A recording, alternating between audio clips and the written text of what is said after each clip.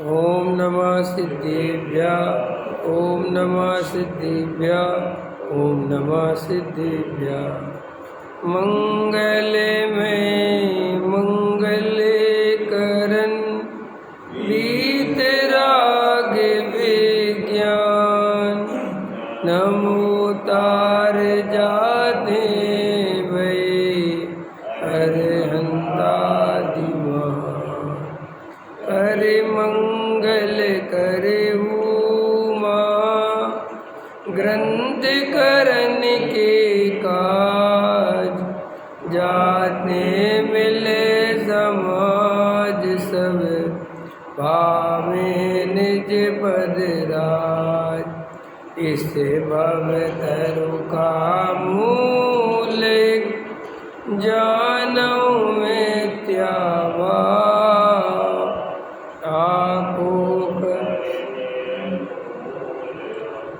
करिए मोक्ष उपाय संताप मानस शांत जिनके गुणों के गान वे वर्धमान मान जिन विचरे।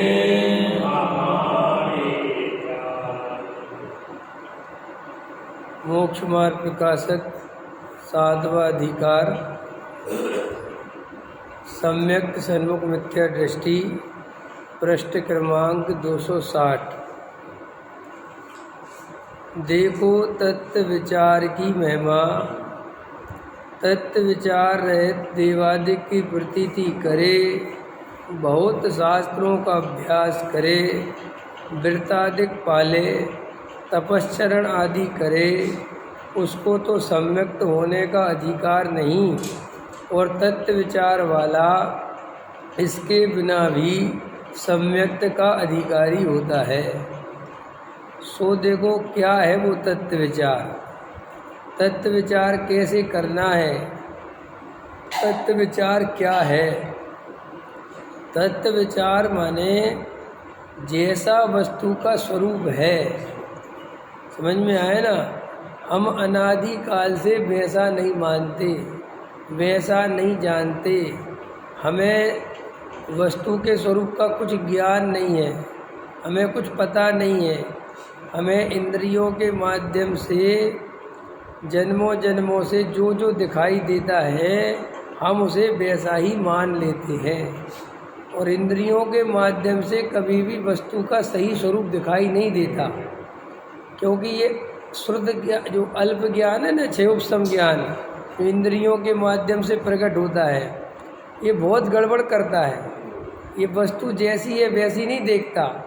ये आँखें शरीर को देखती हैं, लेकिन शरीर के अंदर जो त्रिकाली ध्रुव भगवान आत्मा विराजमान है उसे नहीं जानती, उसे नहीं देखती। तो अपन क्या होता है, शरीर और आत्मा को मिली जुली अवस्था को एक द्रव्य मान लेते हैं। ख्याल में ऐसे ही निमित्त की तरफ से करता हुआ दिखाई देता है कि इसने किया इसने किया, लेकिन कोई करता धरता है नहीं। वस्तुएं तो अपनी योग्यता से अपने स्वकाल में परिणमन करती हैं, लेकिन दिखाई ऐसा देता है कि ये परिणमन हमने कराया। ख्याल में है ना। ऐसी गफलत, ऐसा मिथ्या दर्शन अनादि काल से चल रहा है। इसके कारण क्या हो रहा है कि हम अपने को शरीर मानते हैं, परद्रव्य में सुख मानते हैं, और रात और दिन परद्रव्य की खोज में, चाय में एकत्रित करने में लगे रहते हैं, और ऐसे चार गतियों में घूमते रहते हैं बस। अब वो चार गतियों की व्यवस्था कैसी है, नरक गति, त्रयंच गति, मनुष्य गति, देव गति। ठीक है, उसमें भी प्राप्त पर्याय में तन्मय होने के कारण मैं मनुष्य हूँ और मैं ही मर के नारकी होऊंगा, मैं ही मर के त्रयंच हो जाऊंगा, ये विश्वास नहीं है। ख्याल में है ना। प्राप्त पर्याय में तन्मय है, और तन उपजत अपनी उपज जान, तन नसत्य आपको नाशवान। हमें ऐसा लगता है कि हमारा जन्म हुआ है और कालांतर में हमारा मरण हो जाएगा, बात खत्म हो जाएगी। हमें ऐसा ही लगता है। प्राप्त पर्याय में तन्मय होने के कारण जीव को न अपने पूर्व भव पता है, न आगामी भव पता है। हम तो प्राप्त पर्याय में तन्मय है। और क्या सोच रहा है जीव, सुनो, यहाँ जितना सुख भोग सकूं भोग लूं, ठीक है, सो वो सुख भोगना भी तेरे अधीन नहीं है, हमारे अधीन थोड़ा ही है क्या हमारे अधीन? बोलो, आप चाहते हो कि मैं जितना सुख है भोग लूँ, वो तुम्हारे अधीन है कि क्यों? कि भैया वो तो पुण्य की संपत्ति है, पुण्य का उदय होगा तो मिलेगा। और पुण्य का उदय भी रमेश जी दो तरह का है, एक सामग्री मिलने वाला पुण्य और फिर भोगने वाला पुण्य। मिलना अलग बात है, भोगने मिलना अलग बात है। हलवा तो बन गया, लेकिन खाने की पचाने के लिए भी तो शक्ति सामर्थ्य चाहिए। अब वो नहीं है तो क्या करोगे? घर में सब कुछ है लेकिन शरीर में शक्ति नहीं है, रोग है, तो डॉक्टर ने मना कर दिया, कुछ नहीं खा सकते। देखो, तो भोगने वाला पुण्य नहीं है, तो खाली जोड़ने वाला पुण्य नहीं, भोगने वाला भी पुण्य चाहिए। हाँ, ये अलग है। पंचम काल के जीवों के पास तो जोड़ने वाला पुण्य है कदाचित, भोगने वाला पुण्य तो है ही नहीं, शक्ति सामर्थ्य नहीं है बिल्कुल भी। पकड़ना ध्यान से। तो अभी अपन जो सारी चेष्टा करते हैं वो ये करते हैं कि तन उपजत अपनी उपज जान, तन नसत्य आपको नासवान। तो अपन सोचते हैं कि जो कुछ इकट्ठा कर लो, कमा लो, भोग लो, कर लो, ये कर लो, वो कर लो। और सुनो, आदमी पेट काट काट के जोड़ता है, नहीं समझ में? जैसा ही मान के चलो आपको 500 रुपये की शर्ट पहनने की इच्छा है, आप नहीं पहनोगे, आप 100 रुपये वाली पहनोगे, 400 रुपये बचाओगे। प्रश्न है किसके लिए? किसके लिए बचा है? कि भविष्य में भोगेंगे। अगर ऐसे खर्च करते रहेंगे तो बचेगा क्या? एक तो ये, अथवा अपन कम खा लो, कम पहन लो, कम ओढ़ लो, अपने बच्चों के काम आएगा। तो भोगना तो चाहता है, लेकिन उसको अति आसक्ति से रोक के रखता है कि नहीं नहीं, सब नहीं भोगना, बचाओ बचाओ, जोड़ो जोड़ो। तो देखो, ये सब क्यों हो रहा है? प्राप्त पर्याय में तन्मय होने के कारण। देखो भाई, गहराई से विचार करो। अपन सर्वज्ञ देव के कुल में पैदा हुए हैं, अपन केवली भगवान को मानने वाले, जिनेंद्र देव की पूजा भक्ति श्रद्धान करने वाले श्रावक हैं। अपन का परम सौभाग्य है कि अपन जिनेंद्र देव के मार्ग में जन्म अपन को ही मिला। और देखो कैसा है जिन शासन, कैसे हैं जिनेंद्र देव? अरे, जिन्होंने जीव के बारे में अकेला नहीं बताया, जिन्होंने पुद्गल के बारे में भी हजारों वर्ष पहले पुद्गल की शक्ति का ज्ञान कराया कि पुद्गल में इतनी शक्ति है, पुद्गल में इतनी पावर है। कितने वर्ष पहले? कितने साल पहले? हजारों साल पहले, जब आदमी कुछ जानता ही नहीं था, नहीं समझ में, तब हमारे सर्वज्ञ देव ने जिन शास्त्रों में वर्णन आया कि एक पुद्गल परमाणु भी होता है और उस परमाणु की अपनी शक्ति है, अपनी सामर्थ्य है, और वो अनंत शक्ति का धारी है। कौन? कौन पुद्गल परमाणु? जो दिखाई नहीं देता। हम इंद्रियों के माध्यम से पुद्गल परमाणु को नहीं देख सकते। देख सकते हो? नहीं देख सकते ना, क्या नहीं देख? और हमारे जिनेंद्र देव उस पुद्गल परमाणु की शक्ति का वर्णन करके गए। पानी, अनछने पानी में इतने जीव होते, दिखाई देते हैं, आंखों से दिखाई देते हैं। पहले तुम्हारा माइक्रोस्कोप था, देखने वाला था सूक्ष्मदर्शी, हजारों साल पहले सब लिख के बता के गए, इतनी राशि तक लिख के गए, राशि भी बता के गए हमारे आचार्य। ऐसा नहीं कि इतनी राशि, इतने जीव, ऐसे जीव, ऐसा बता के गए। अब विचार करो, ऐसे मार्ग में हमने जन्म लिया जहाँ वो तक बातें बताई गई जो आदमी की कल्पना से बाहर थी। और आज वैज्ञानिक रात दिन रिसर्च करके उसका 10% लेके आ रहे हैं। कितना परसेंट? 100% में से 5% लेके आ रहे हैं, समझ। तो वो 10-5% में तुम सोचो कि वो परम सत्य साबित हो रहा है जिसकी कभी कल्पना नहीं थी। आज यहाँ से फ़ोन लगाओ, कभी कोई सोचता था कि बिना किसी उसके यहाँ से बोलो और हवा में से तुम्हारे भाषा वर्गणा, ये आप समझ नहीं रहे, आत्मा के प्रदेश नहीं है वो, ये भाषा वर्गणा यहाँ से निकली और वो पुद्गल परमाणु है। वो भाषा वर्गणा काय की पर्याय है? पुद्गल की। और उसमें इतनी सामर्थ्य है कि वो यहाँ से गति करके अमेरिका पहुँच जाती है। और ये जिनेंद्र देव ने, सर्वज्ञ देव ने पुद्गल परमाणु की गति बताई थी। समझ में आया? अपने शास्त्रों में पहले ही सूरज की गति बताई, कितनी तेजी से चलेगा। अब वैज्ञानिक शोध करने में लगे, सब कुछ हो रहा है, सब तरह की चीज़ें दिखाई दे रही हैं, नाना प्रकार के वर्णन शास्त्रों में आए हैं। तो ये कोई ज्ञानी पुरुषों ही ने तो बताया था और वो परम सत्य साबित हो रहा है। अब मैं अगला बात कहना चाह रहा हूँ कि जब वो साबित हो रहा है, वो सत्य निकल रहा है, तो उन्होंने नरक भी बताया था। और खाली नरक बताया नहीं था, नरक जाते कैसे हैं वो भी बताया था। उन्होंने त्रियंच गति भी बताई थी और जीव त्रियंच कैसे बनता है वो भी बताया था। बोलो जल्दी। जब उनकी उद्गल के बारे में इतनी सटीक चर्चा, सटीक ज्ञान वो सिद्ध हो रहा है, तो जीव के बारे में क्या कमजोर पड़ जाएगा? तुम कहते हो क्या किसने देखा नरक? सर्वज्ञ देव ने देखा है और वहाँ अनंत नारकी पड़े हुए दुख भोग रहे हैं। और जिनेंद्र देव ने जो नरक जाने का कारण बताया है, वो कारण हम 24 घंटे कर रहे हैं। और सोचो बात, वो कारण किस आधार पर कर रहे हैं बताओ? क्या आधार है? ये आधार है कि तुम्हें इन भावों से नरक जाएंगे विश्वास नहीं है। ये बहुआरंभ परिग्रह का फल, पर द्रव्य में सुख की कल्पना हमें नरक निगोद ले जाएगी, ये अंदर विचार नहीं। ऊपर ऊपर से कहते तो हो कि हमने घूमी 4 गतियाँ, न मानी जिन वाणी की बतियाँ, लेकिन अंदर से लगता नहीं है कि कैसे कैसे कैसे कैसे करे। हम कहते ना कि कैसे माने, ये बातें को भी बताते हैं।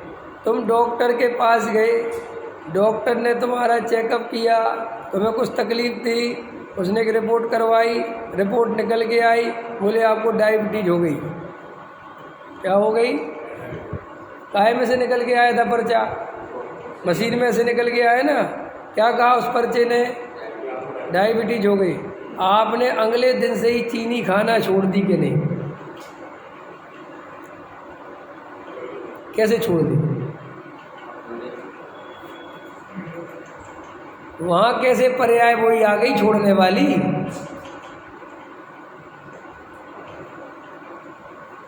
है वहाँ उसने कहा कि ये तुम्हारी डायबिटीज अनकंट्रोल हो सकती है अगर तुम पार्क में नहीं घूमे, 2 किलोमीटर नहीं चले, तो अच्छे अच्छे सेठ जो एसी से बाहर नहीं निकलते, सुनना ध्यान से, अच्छे अच्छे करोड़पति पार्कों में धक्के खाते फिरते हैं।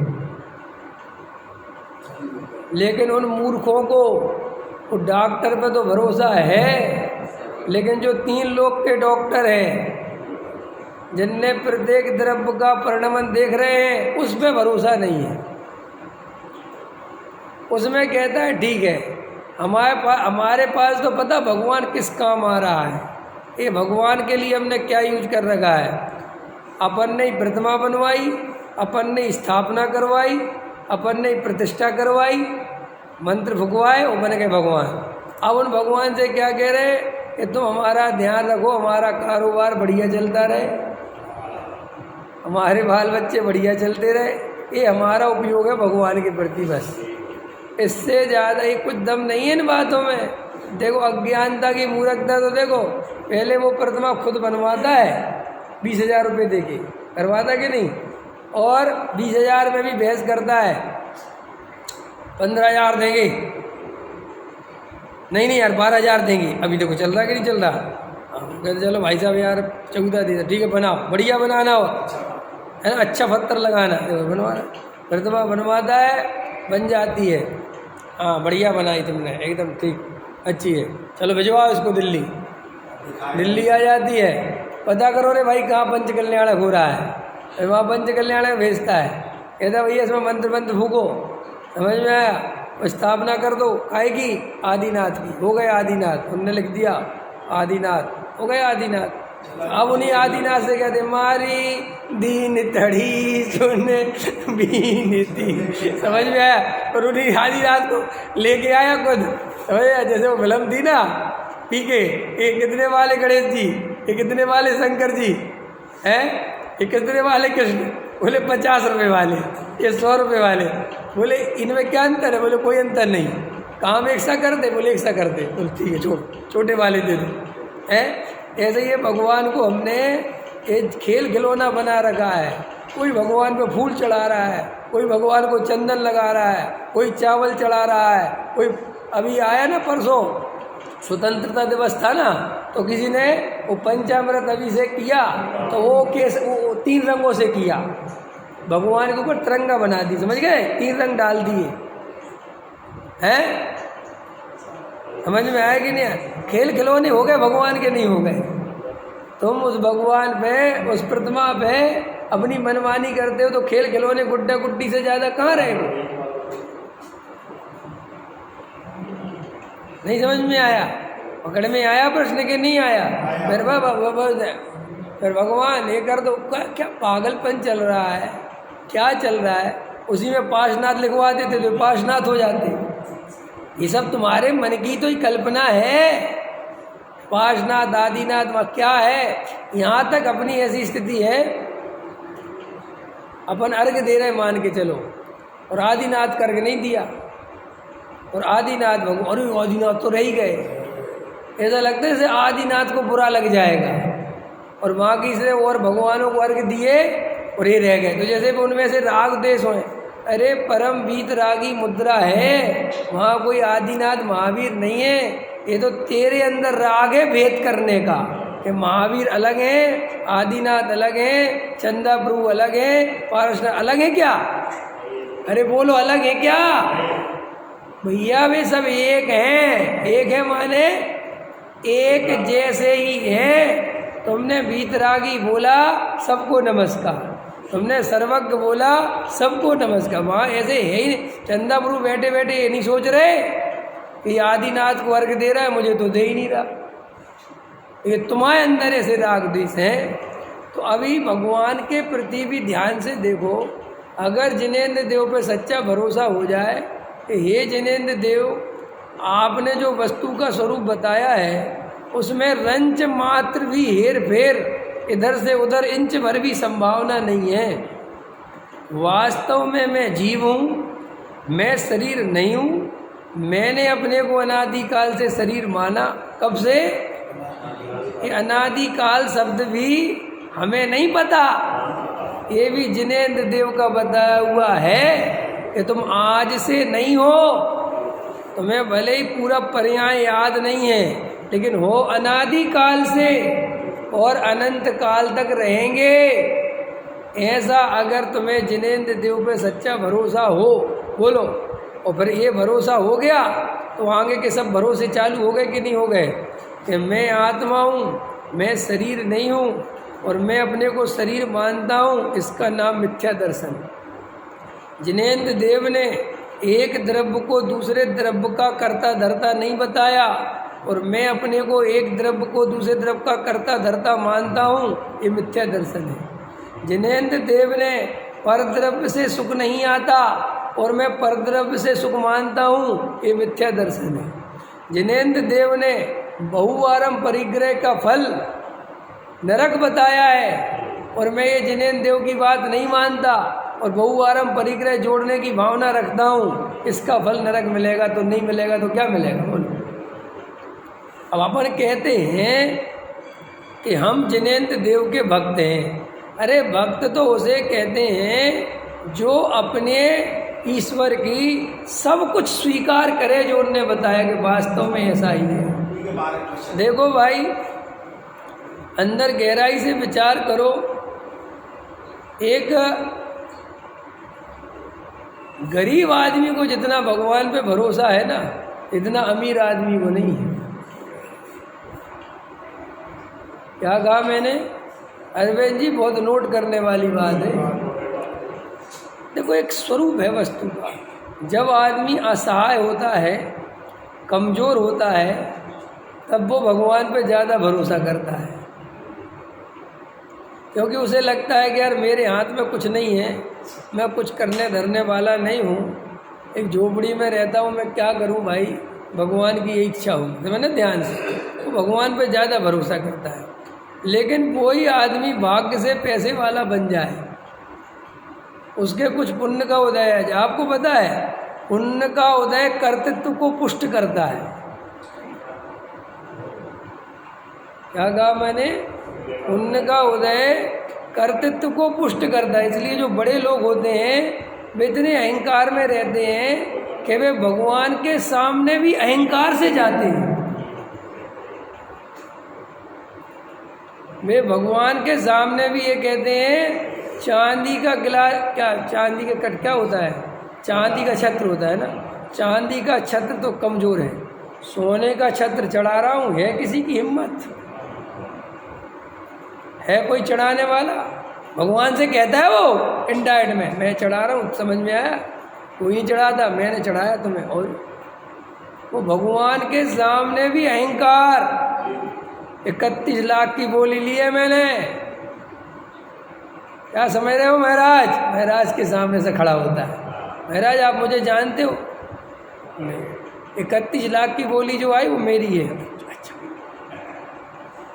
तो अहंकारी, ये पुण्य के उदय वाला अहंकार में चलता है।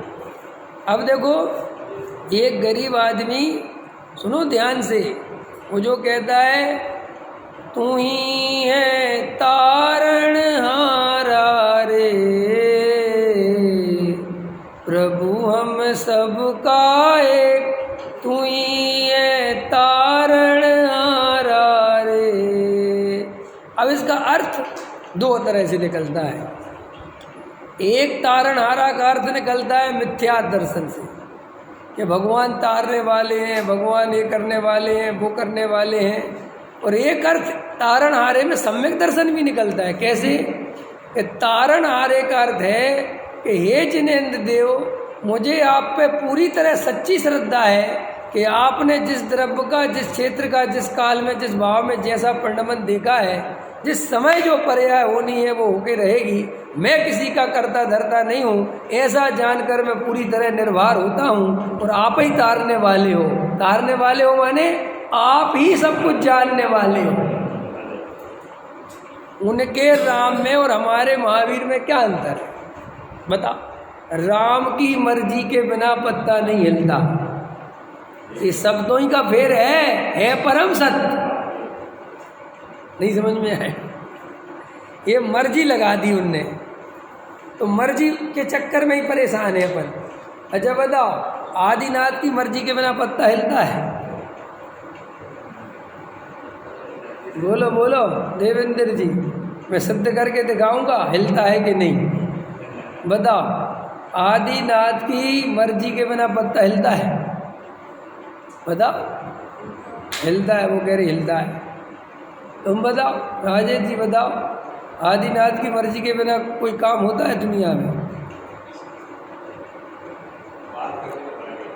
भाई मर्जी है। मर्जी शब्द में तुम्हें ऐसा लगता है उनकी मर्जी। हमारे यहाँ जिनेंद्र देव की मर्जी नहीं है, ये परम सत्य है। लेकिन जिनेंद्र देव के ज्ञान से बाहर कोई वस्तु का परिणमन है नहीं। पत्ता तो तभी हिलेगा जब जिनेंद्र देव ने देखा होगा। ये बिल्कुल सच्ची समझो तुम। ऐसा नहीं है कि जिनेंद्र देव, अरे जिनेंद्र देव के ज्ञान में एक एक समय की पर्याय झलक रही है। इसलिए अब देखो, ऐसा समझ लो, हम जिनेंद्र देव से पूछें कि ये जो विवेक कुमार है, इस पर्याय में जीव है, ये कितने जन्मों बाद मोक्ष जाएगा? तो जिनेंद्र देव बता सकते हैं कि नहीं बता सकते? पक्का? रमेश जी बताओ, बता सकते हैं। अच्छा, कितने जन्मों बाद मोक्ष जाएगा? और ये भी बता सकते हैं कितनी उम्र में दीक्षा लेगा, कैसे ध्यान लगेगा, कितने समय पे ध्यान लगेगा, कितने क्या कि सब बता सकते हैं ना। सेकंडों का हिसाब दे सकते हैं कि नहीं? अरे मिली सेकंड का हिसाब दे सकते हैं कि नहीं? अरे एक एक समय का हिसाब दे सकते हैं कि नहीं? तो बोलो उनकी मर्जी के बिना कहाँ कुछ हो रहा है? नहीं समझ में? अरे वही तो मर्जी माने वो मर्जी शब्द मत लगाओ, यही बराबर यही तो बता रहे कि बात यहाँ से पकड़ी, बात यहाँ से पकड़ी, बात समझो। दो, एक ने कहा कि भगवान करता है, हमने कहा भगवान अकर्ता है, यही तो है। लेकिन कर्ता और अकर्ता के बीच में ये परम सत्य है कि जैसा इनने जैसा वस्तु का परिणमन देखा है वो वैसा ही होना है। अब ऐसा कहो कि जैसा परिणमन होना है इनने वैसा देखा है, दोनों में कर्तृत्व की गुंजाइश नहीं है। मुद्दे की बात यह है कि तुम चाहे राम के भरोसे चलो और चाहे अपने भरोसे चलो, हेर फेर दोनों अवस्थाओं में नहीं करा जा सकता। नहीं समझ में आया? मैं ये मानता हूं कि भगवान कोई करता धरता नहीं है, ठीक है, लेकिन इसका मतलब ये नहीं है कि तुम करता धरता हो। इसका मतलब ये नहीं है कि तुम अपनी पर्याय पहले ला सकते हो। कई लोगों ने क्रमबद्ध पर्याय को नहीं माना, क्रमबद्ध पर्याय का विरोध किया। ये क्यों किया? कि भाई क्रमबद्ध पर्याय को मानेंगे तो पुरुषार्थ का लोभ हो जाएगा, ठीक, बराबर हो गया। और उन्होंने ये माना ये जो राग देश क्रोध मान माया लोभ के परिणाम हैं ये हम ही कर रहे हैं। समझ में आया? और हम नहीं मानते क्रमबद्ध। तो देखो उनने क्रमबद्ध नहीं माना तो उनके राग देश मिट गए, क्रोध मान माया लोभ मिट गए। अरे मिट गए क्या? नहीं मिटे। और तुमने क्रमबद्ध को माना, समझना ध्यान से, लेकिन आत्मा की दृष्टि पूर्वक नहीं माना तो तुम्हारे भी नहीं मिटे। समझना ध्यान से।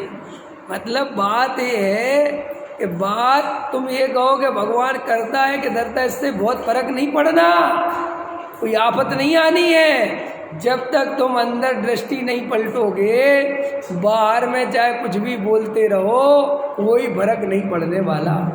तो अपन अभी इस पे बात कर रहे हैं कि अभी हम जिन जिनेंद्र देव की पूजा भक्ति कर रहे हैं, हमें उनकी सर्वज्ञता पे भरोसा नहीं है। अगर उनकी सर्वज्ञता पे भरोसा होता तो हृदय पे हाथ रख के बताओ, हम तत्व विचार करते कि नहीं करते?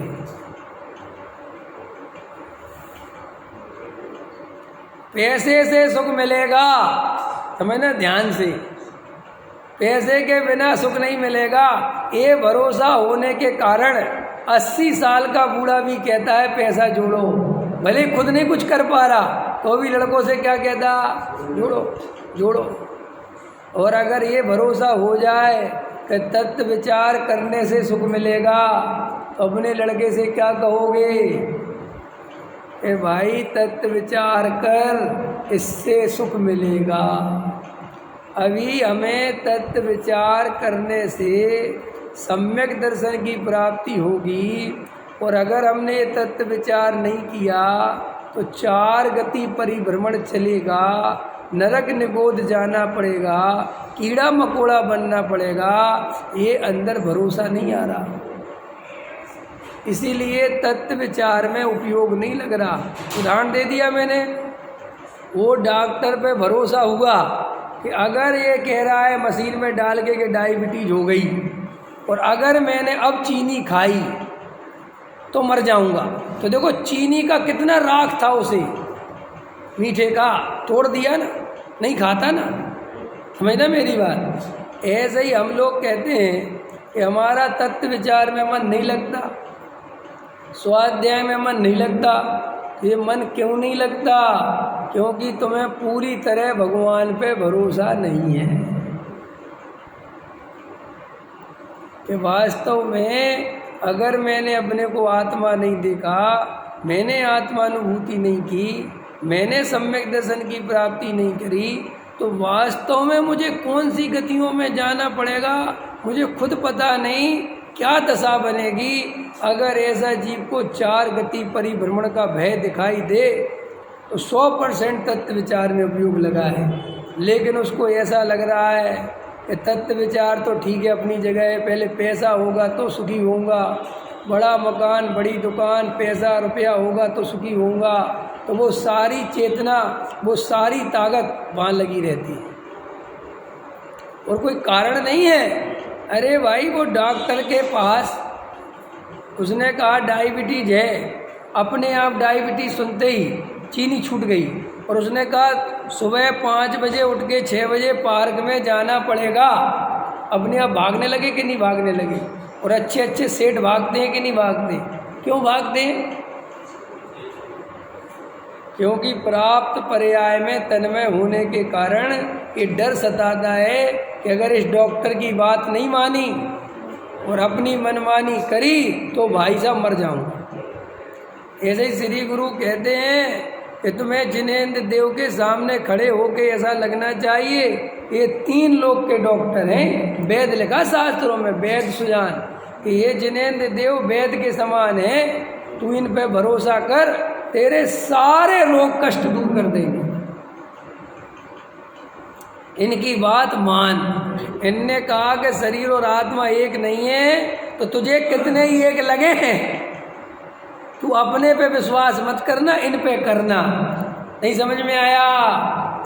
जैसे देखो अपने को पीलिया हो गया, पीलिया हुआ कभी? पीलिया हो जाए तो सब पीला पीला दिखता है कि नहीं? तो देखो दूसरों को तो नहीं दिखता, तो देखो उसको क्या कहते हैं कि तुझे पीलिया पीला दिख रहा है तो तुझे पीलिया हो गया है। तो वो कहता अरे तुझे हो गया होगा कुछ, मुझे तो सही दिख रहा है कि नहीं नहीं नहीं नहीं, उनको सही दिख रहा है, तुझे गलत दिख रहा है। तो देखो फिर वो अपनी आँखों की जगह उनकी आँखों पर विश्वास करता है कि मुझे भ्रम के कारण, रोग के कारण पीला दिख रहा है, पीला है नहीं। ऐसे ही श्री गुरु कहते तुम जिनेंद्र देव पे सच्चा श्रद्धान करो कि हे जिनेंद्र देव, मुझे भले ही शरीर और आत्मा एक दिखते हैं, मुझे भले ही ऐसा लगता है कि काम करने से काम होता है, व्यापार करने से पैसा आता है, चतुराई करने से काम बनते, भले ही मुझे ऐसा लगता है हे जिनेंद्र देव, लेकिन मुझे आप पे पूरा विश्वास है कि ऐसा है नहीं। ऐसा भगवान से वार्तालाप करो। तुम्हें दिखता है उल्टा, भगवान को दिखता है सीधा, और भगवान के पे भरोसा करोगे तो अपनी आत्मा पे भी भरोसा कर सकोगे। देखो भाई, हम तुम्हें तर्क युक्ति से बहुत समझा दें, सब समझा दें, तुम्हें समझ में भी आ जाए, लेकिन तर्क युक्ति का समझ अनुभव के सामने फीका पड़ जाता है। जब अपन को ये दिखता है कि अरे बाप बड़ा ना भैया सबसे बड़ा रुपया, तो वो सारी बात सुनी सुनाई फीकी पड़ जाती है और वो पैसा ही सब कुछ दिखाई देने लगता है। तो ये बात आप समझो कि जिनेंद्र देव की जो अपन पूजा करते ना घंटों खड़े होके, उसमें तो कोई खास दम है नहीं। दम तो इस बात में है कि तुम भगवान के सामने 10 मिनट भी खड़े हो तो ये विचार करो कि भगवान जैसा अपने स्वरूप बताया है बिल्कुल वैसा ही है, ये मेरा कोई मोह है जो मुझे विश्वास नहीं आने दे। इससे ज़्यादा भगवान के सामने कोई काम नहीं है। ना भगवान को तुम्हारे चावल चाहिए, ना बादाम चाहिए, ना उनसे कुछ होता है, ना उनको तुम्हारी अच्छी वाणी में, अच्छी लय में, अच्छी धुन में गाना, वो क्या पूजा चाहिए, ना भक्ति चाहिए, उन्हें कुछ नहीं चाहिए। उन्हें सिर्फ ये कहना है तुमसे कि जैसा वस्तु का स्वरूप है तुम वैसा स्वीकार कर ले और घर जाओ। बोलो। और अपन कितने विधान रचाते हैं, इतनी पूजा करते, अरे आज भगवान का मोक्ष कल्याणक है, निकालो मोक्ष कल्याणक पूजा, अरे आज भगवान का जन्म कल्याणक है, निकालो भगवान की पूजा, आज तो 3-3 कल्याणक है, निकालो भगवान की पूजा। कि रंग राग ये भगवान की पूजा, और आज इनका कल्याणक है, और आज इनका है, और आज इनका क्या है। ये सब हृदय पे हाथ रख के देखो क्या है, इसमें क्या रखा। इन भगवान का कल्याणक हुआ था, इससे क्या मतलब है। ये तो कब के हुए, लाखों वर्ष पहले की बात है, और इनका जन्म हुआ, नहीं समझ में आया, उनका मोक्ष हुआ, इसमें मेरा क्या है। मेरा तो ये है, ये भगवान जब सर्वज्ञ बने और इनने जैसा वस्तु का स्वरूप बताया वो मुझे स्वीकार है कि नहीं। मुद्दे की बात तो ये है, इस पे ध्यान दो, मेरी बात सुनो। मैं आपसे ही कहता हूँ, तुम्हारा बेटा हो और तुम्हारा जन्म कल्याणक भी ध्यान रखे, नहीं समझ में आया, तुम्हारा गर्भ कल्याणक भी ध्यान रखे, तुम्हारा तप कल्याणक भी ध्यान रखे। अपने भी 5 कल्याण है कि नहीं, नहीं समझ में आया, अपने भी हैं। अपन का गर्भ तो हुआ ही, तो गर्भ कल्याणक, जन्म हुआ तो जन्म। अरे रुको तो यार, जल्दी पड़ती है, हमें भी, हमने कोई गोली थोड़ी खा रखी, हमें पता है हम क्या कह रहे हैं। अरे हमें पता है, हम दूसरे कल्याण घटित कर रहे हैं, समझ में आया। तुम्हारा बेटा कहे कि हमारे पिताजी का जन्म हुआ तो हम बहुत शोर शार से मनाएंगे, वो उसकी दृष्टि से, समझ में आया, तुम उसको कल्याणक नाम दो, नहीं दो, क्या रखा इन बातों में, लेकिन वो बड़े लेवल पे मना रहा है। और हमारे पिताजी ने जिस दिन दुकान लगाई थी चांदनी चौक पे, वो तब कल्याणक। समझ में आया कि नहीं आया। बेचारे धूप में जाते थे, साइकिल से जाते थे, है, और खूब पैसा इकट्ठा कर लिया और दुकान खुद की खरीद ली, वो ज्ञान कल्याणक। और बिहार में कोठी बन गई और पिताजी घर में आके रहने लगे और दुकान हमें दे दी, पिताजी का मोक्ष कल्याणक। समझ में आया ना। 5 हो गए, क्या हो गए। अब तुम्हारा बेटा ऐसा खूब तुम्हारी बात वो करे, लेकिन तुम्हारी एक भी ना माने, समझ में आया। बोलो ऐसे बेटे से तुम कितने प्रसन्न होगे, तुम बताओ। तुम्हारी बात एक भी ना माने, तुम कहो 1 गिलास पानी दो, का चुप बैठे रहो, तुम्हारा कल्याणक मनाया जाएगा। तुम कहोगे यार भैया मुझे प्यास लग रहा है, हमने 5000 का केक मनवाया है और पानी देवे नहीं पीने के लिए, बोलो क्या करोगे, तकलीफ होगी ना, उठा के बैठ। ऐसे ही सोचो, भगवान के साथ अपन ऐसे ही व्यवहार कर रहे हैं, रोज भगवान की जय जयकार और चिल्ला रहे, बोला महावीर भगवान की जय। महावीर कह रहे भैया 2 मिनट हमारी तो सुन लो, कह रहे तुम्हारी कोई सुनने की फुर्सत नहीं। एक बड़े महाराज हैं, बहुत बड़े महाराज, उनकी कोई सुनता ही नहीं। वे कुछ बोलते हैं, लोग बोलने के पहले वे जरा सा शब्द निकाले, जय जय गुरुदेव। अरे मैं कहते 2 मिनट, मैं कहते जय जय गुरुदेव। मैं बेचारे 2 मिनट कहते सुनो, तो मैं कहते सुनना ही नहीं, बात ही खत्म। तुम्हारा तो बस ये चेहरा जो है, बस देख के हमारा तो आनंद भर जाता है, बोलने की कोई जरूरत नहीं है। अब वे इतनी समस्या में हैं कि वे अपनी बात कह ही नहीं पाते कभी। मैं कई दफ़े गया उनके पास और कई दफ़े बैठे वो बोले, तो हमने कहा, आजू वाले से कहा यार शांत हो जाओ, सुन तो लेने दो। वो क्या करे, बोले साहब आज अमृत झर गया है।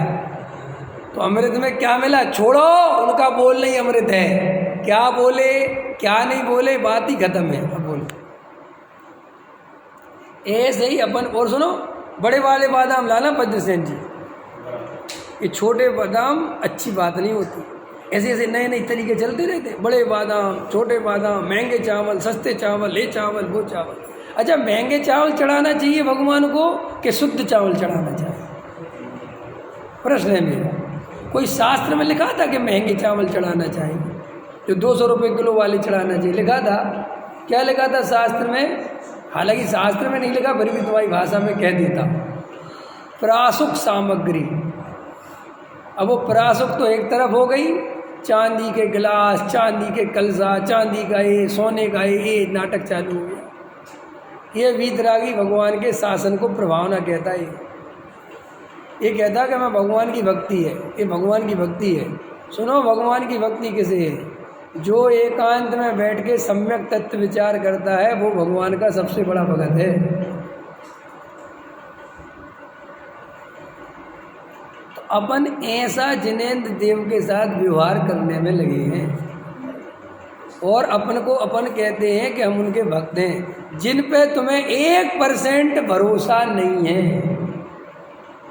1% है अच्छा भगवान पर भरोसा, 1% है, 1% है, 100 तो छोड़ो, 1 है। एक बात बताओ तुम्हें, हमें भगवान किस बात पर भरोसा है? 1 लेके आओ।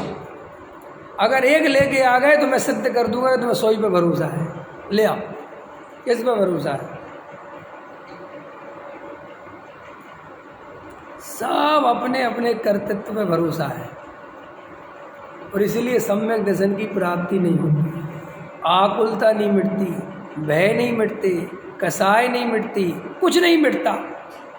क्योंकि हमें इसलिए शास्त्र कहते हैं तू जिन भगवान की पूजा भक्ति कर रहा है, जिन शास्त्रों को पढ़ रहा है, शास्त्र पढ़ने में कुछ है शास्त्र पढ़ने में? जब तक उस शास्त्र की बात पे भरोसा ना हो, ईमानदारी से बताना, पढ़ लो करना नहीं हो, पढ़ लो चढ़ना नहीं हो, भरोसा तो हो, कुछ अंदर निर्णय तो हो। कह रहे जिनेंद्र देव ने जैसा वस्तु का स्वरूप बताया भाई वैसा ही है। हमने आपसे एक तर्क रखा कि आप कहते हो कि साहब जो परिणाम आने भाई, जो परिणाम आने हैं का अर्थ है कि जिन्हें तुझे त्रिकाली ध्रुव भगवान आत्मा पे सच्चा भरोसा हो, आत्मा की दृष्टि हो, फिर जो परिणाम आने हैं वो आने दे। हम कुछ नहीं कह रहे, लेकिन तू बिना आत्मा की दृष्टि के, बिना त्रिकाली ध्रुव की दृष्टि के शास्त्रों से पढ़ के ये कहता है अरे जो परिणाम आना है वो तो आने दे, जो निश्चित है। क्या निश्चित है? 4 गति में घूमना निश्चित है तेरा।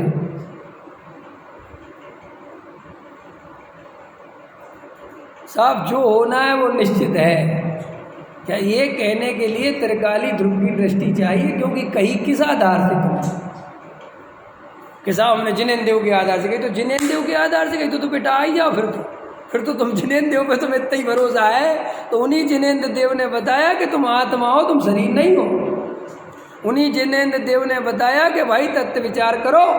उन्हीं जिनेंद्र देव ने बताया कि 4 गति परिभ्रमण हो जाएगा बहुआरंभ परिग्रह के भाव से। उन्हीं जिनेंद्र देव ने बताया कि बहुआरंभ परिग्रह का फल नरक है। ये कैसा भरोसा किया तुमने जिनेंद्र देव? भरत जी के पास बहुआरंभ परिग्रह था, ठीक है, लेकिन भरत जी के पास छायक सम्यक दर्शन था। उसकी खबर है, उस तरफ ध्यान है। नहीं समझ में आया? तुम यहाँ, अरे भरत जी भी तो चले गए थे लड़ने के लिए, तो हम थोड़ा चले जाएंगे तो क्या पकड़ जाएगा? हम कह रहे थोड़े नहीं, तुम पूरे चले जाओ। लेकिन भरत जी जैसा सम्यक दर्शन तो हो तुम्हारे पास, सम्यक दर्शन है नहीं, स्वरूप की खबर है नहीं, भरत जी की बराबरी कर रहा। अरे बराबरी तो बराबरी से ही होगी ना। फिर जब हम तुम्हारी बराबरी, तुम भरत जी से अपनी बराबरी कर रहे हैं कि वो है, तो मैं सब तरफ से करो ना भाई, अंदर से तो भी होगी। ऐसा थोड़ी है कि विषय भोग वाली तो बराबरी कर ली और जो तत्व निर्णय था वो तुमने एक तरफ रख दिया। ये ऐसे नहीं चलेगा। करो तो फिर सब तरफ से करो, वरना बिल्कुल मत करो। मैंने एक दिन बोला था ना कि नमस्कार चाहिए चौथे काल वाला, क्रियाएं पंचम काल वाली। तो कुछ बोलो तो कहते हैं पंचम काल, तो भाई पंचम काल है तो नमस्कार भी पंचम काल जैसा ले लो ना। है फिर आफत लगती है, ये नहीं चलेगा, ये नहीं। अरे गजब है, जब तुम तुलना करते हो तो फिर पूरी ढंग से ही करो ना, आधी अधूरी क्यों? या तो एक और तुम ही कहते हो क्या बोलते हैं आजकल किसी संत, चतुर्थकालीन क्रिया, क्या बोलते हैं? ऐसा कुछ चलता है कुछ, चतुर्थकालीन क्रिया है, चतुर्थकालीन क्रिया, चतुर्थकाल। तो भैया इसका मतलब तुम भी मानते हो गड़बड़ है पंचम काल में, ये तुम भी मानते हो ना। फिर तुमने ये शब्द बोला, इसका अर्थ क्या है कि तुम भी मानते हो क्रिया तो ऐसी होनी चाहिए। ये तो तुमने माना ना, जब तो तुमने विशेषण लगाया चतुर्थकालीन। तो भाई अगर चतुर्थकालीन क्रिया नहीं तो फिर चतुर्थकालीन नमस्कार के पीछे क्यों पड़े हो? लेकिन बस अपनी कसाई की पूर्ति के लिए महापुरुषों से छल ग्रहण करता है, पकड़ता नहीं स्वरूप। देखो, जो जीव तत्व विचार नहीं करते, वेद विज्ञान नहीं करते, आत्मा की दृष्टि नहीं करते, सुनो खतरनाक बोल रहा हूँ, चाहे वे पूजा करें, चाहे वे स्वाध्याय करें, चाहे वे भक्ति करें, चाहे वे सम्यक शिखर का पहाड़ चढ़ें, कोई काम कुछ नहीं होता उससे। ऐसा अनंत बार किया है।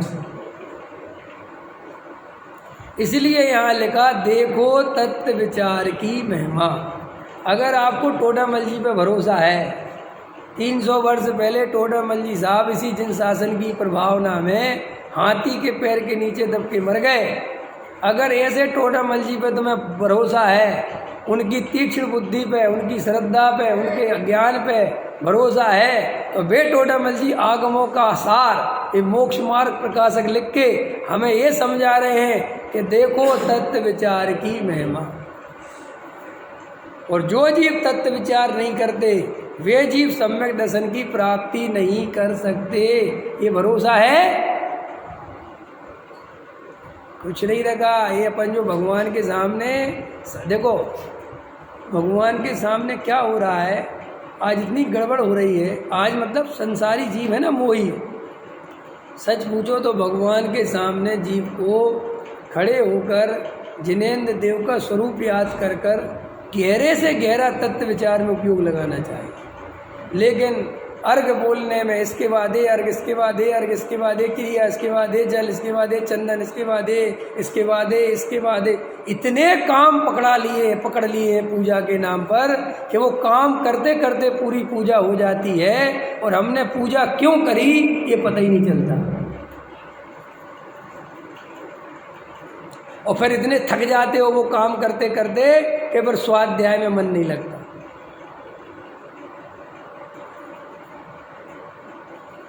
आप क्या सोच रहे हो? हमारे अंदर ज़्यादा शक्ति भक्ति है नहीं। ये हमारा जो शरीर है सबसे निचली जाति का मिला है, कमज़ोर। ये शरीर में दम नहीं है रमेश जी। ये मत सोचो कि हम 3 घंटे खड़े खड़े खूब पूजा कर लेंगे और फिर स्वाध्याय सुन लेंगे ना। ये जवाब दे देगा, कहेगा ख़त्म। अब जहाँ एनर्जी खर्च होनी थी हो गई। इसलिए सोच समझ के एनर्जी खर्च करना। पूजा 1 घंटे की जगह आधा घंटा कर लेना, लेकिन वो आधा घंटा बचाना स्वाध्याय के लिए, जिसमें पूरे ऊर्जा के साथ, पूरी शक्ति के साथ स्वाध्याय सुन सको। ऐसे मत करना कि वहाँ पूरी शक्ति सामर्थ्य खर्च कर दी और स्वाध्याय में जब जिनेंद्र देव के बोलने की बारी आई, तत्व सुनने की बारी आई, तब नींद आ गई, सो गए। इतनी तकलीफ हो रही है, थक जाते हैं भाई। कम करो। रविंद्र उनका वाक्य है ना, श्रीमद जी का, जिंदगी छोटी है, जंजाल छोटे करो। जंजाल बड़े करते जाओगे तो ज़िंदगी बिल्कुल ही ख़त्म हो जाएगी। जंजाल कम करोगे तो थोड़ी ज़िंदगी बड़ी लगेगी। तुम्हें पता नहीं चलेगा कब सूरज निकला। बॉम्बे की ज़िंदगी पता कैसी है? उन्हें सालों सूरज देखने की और डूबने की पता ही नहीं चलती, कब डूब गया कब उग गया। और जो रात वगैरह में खाते हैं ना, अपन तो क्या शाम को भोजन करते हैं, तो अपन इतना ध्यान रखते हैं, अरे शाम हो गई क्या, रात तो नहीं हो गई। जो ये अघोरी हैं, जो जिनको ना रात ना दिन ना कुछ, समझे भाई, अघोरियों को तो पता ही नहीं चलता कब दिन हो रहा कब रात हो, क्योंकि उनको कुछ पड़ता ही नहीं। रात के 12 बजे खा रहे हैं। सुनो, ऐसे देखे मैंने लोग, भाई साहब पता नहीं कैसी दुनिया है। वे सुबह उठते हैं बसैन जी, और उसी बेड पे बैठे बैठे खाना खाने लगते, मुँह भी नहीं धोते। ये देखो तुम्हारे सुबह सुबह ये लग जाती है स्टॉल, ये छोले भटूरे वाला, मैं विशुद्धि को छोड़ दे जाता हूँ। सुनो, ऐसे खुलती है आँख,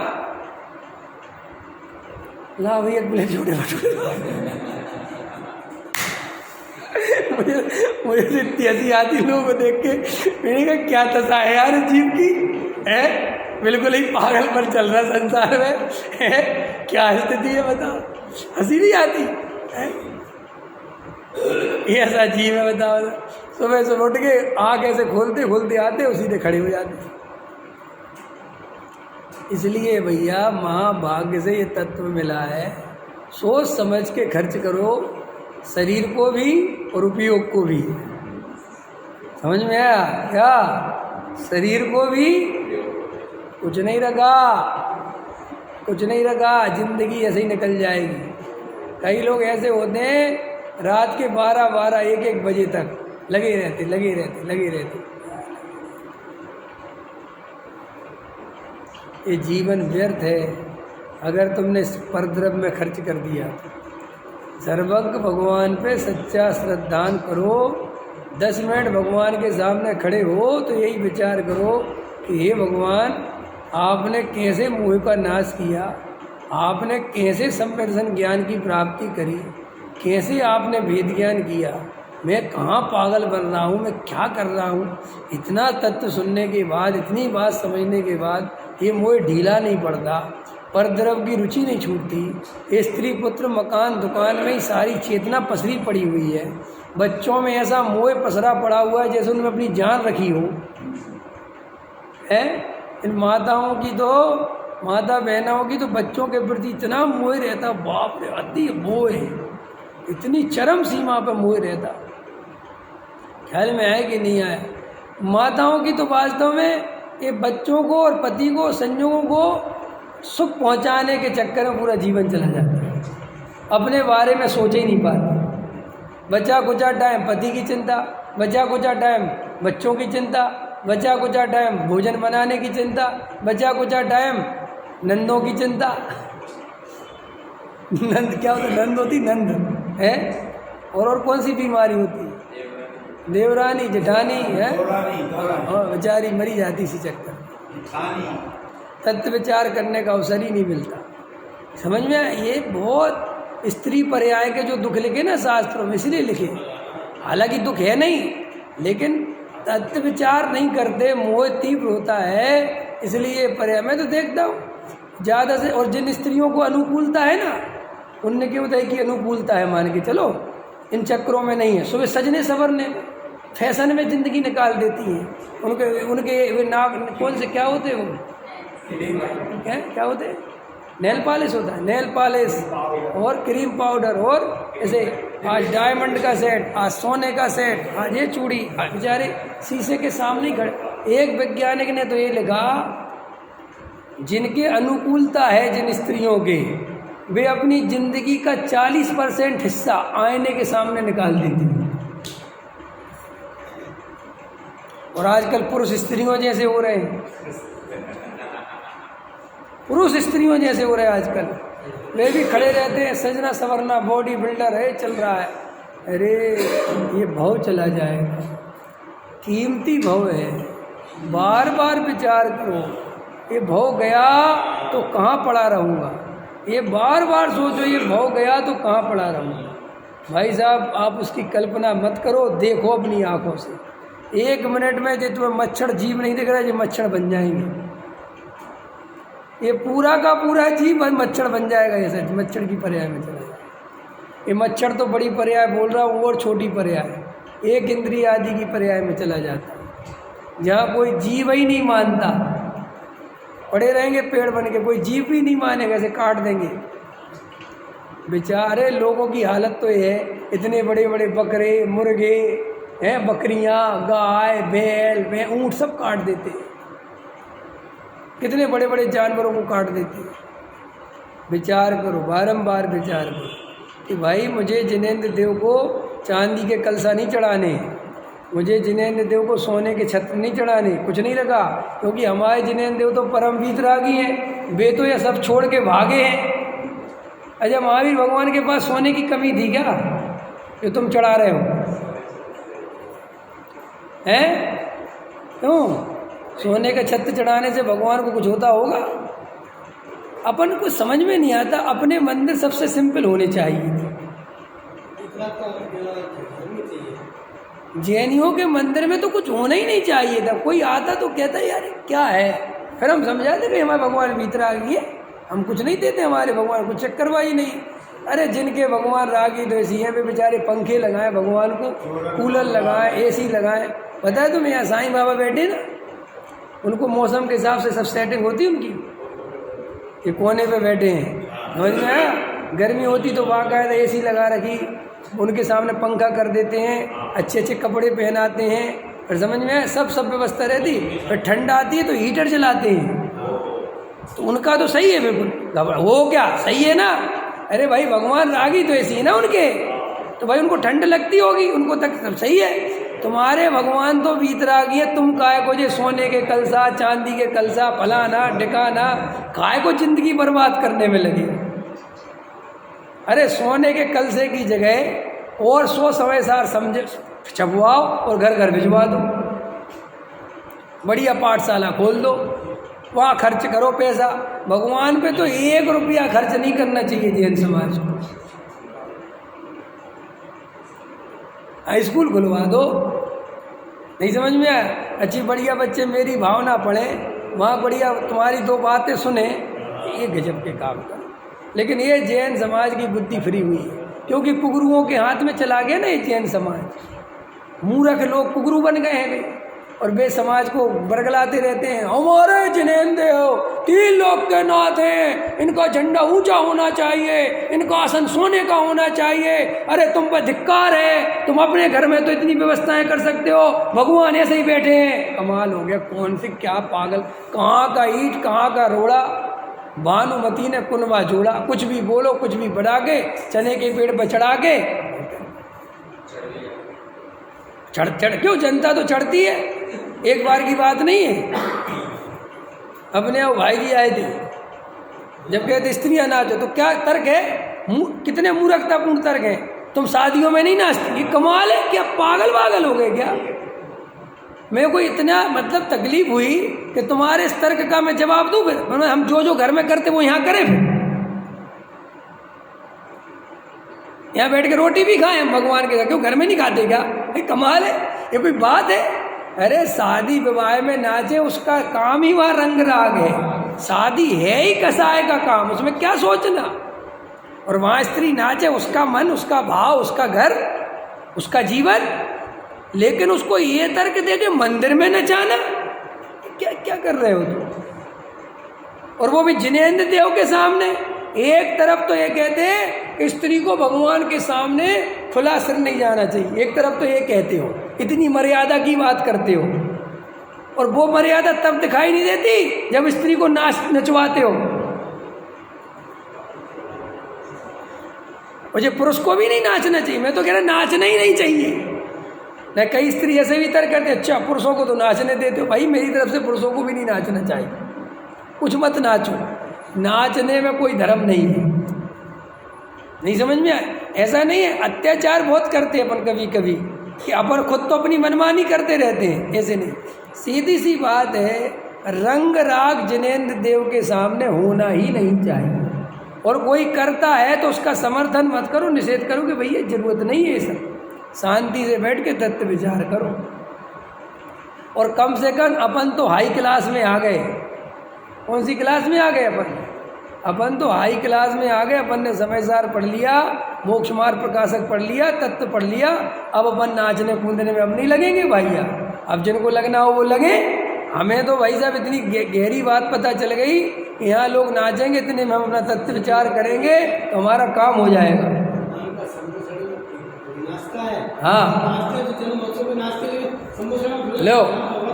लो, ये तो बच्चन जी ने तर्कों का तर्क दे दिया, समो शरण में कोई नहीं नाचता,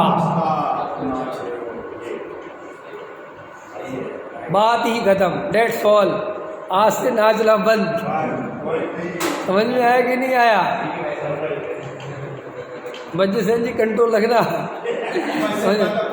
हाँ वही तो इसलिए का कंट्रोल रखना, वो नहीं नाचेंगे, उन्हीं ने तर्क दिया ना।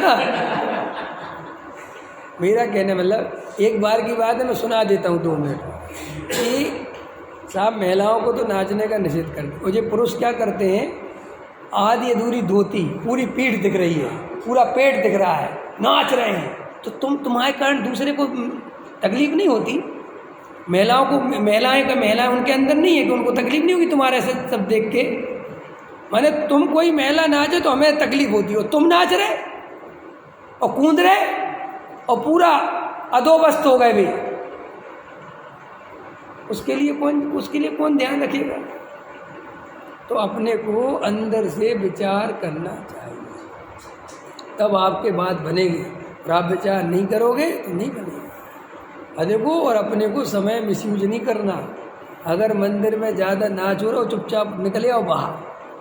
अपन एम में आ गए भाई, अपन थोड़ी करेंगे टाइम बर्बाद। कई लोग मुझसे कहते आप दिखाई नहीं देते, मैं कहता मुझे दिखाई नहीं देते, मैं जानबूझ के नहीं दिखाई देता। मैं क्या करूं तुम्हारे यहाँ आके? तुम्हारी वो नागिन ध्वनि सुनूं, तुम्हारे डांस देखूं यहाँ आके? अरे मुझे शांति से भगवान आत्मा का स्वाध्याय तत्व विचार चल रहा है। तुम्हारा अभी हालत खराब है, तुम नाचो कूदो भाई, हमें तो जरूरत नहीं है। हमने जब